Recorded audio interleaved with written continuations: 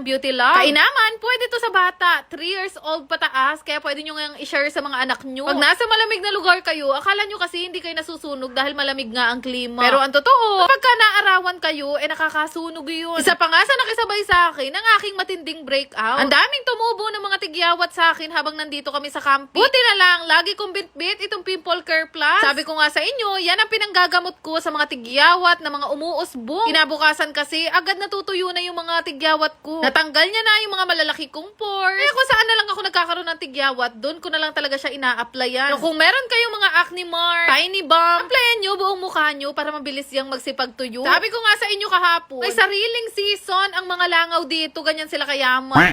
Kaya nung pumunta sila Cristel dito sa Tabeo, pasuyo ako ng pang-spray sa kanila. Inaya ko nga si Cristel na maglibot dito sa Tabeo at maghanap nga ng mga dutong. Alam nyo ba yung dutong?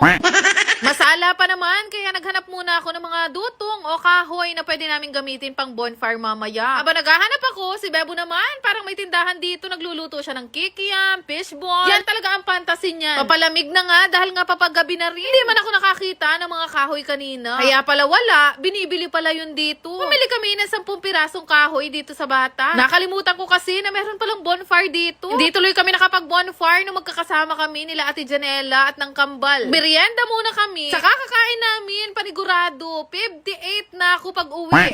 O syempre, wala ka na marugoy isipin dito kundi kumain, mamahinga. Yan talaga ang naibibigay ng camping na hindi kayang palitan ng kahit ano. Kaya nakaka-addict eh. Hindi pa kami tapos dito sa Tabeo, meron na agad kaming schedule. Nakashoota.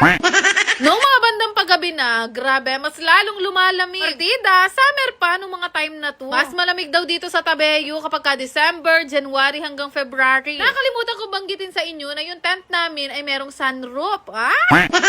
Pinagayak na agad sa akin ni Bebo yung lulutuin ko nga ngayong gabi na adobo. Binuksan ko na rin yung mga ilaw. At talagang in love ako sa bago namin tent ngayon. Nakakatayo ako, nakakagalaw ako ng maayos. Na para bang nagbabahay-bahayan lang kami. Ako ang nanay, si Bebo ang tatay, at gagawa kami ng baby ngayong gabi.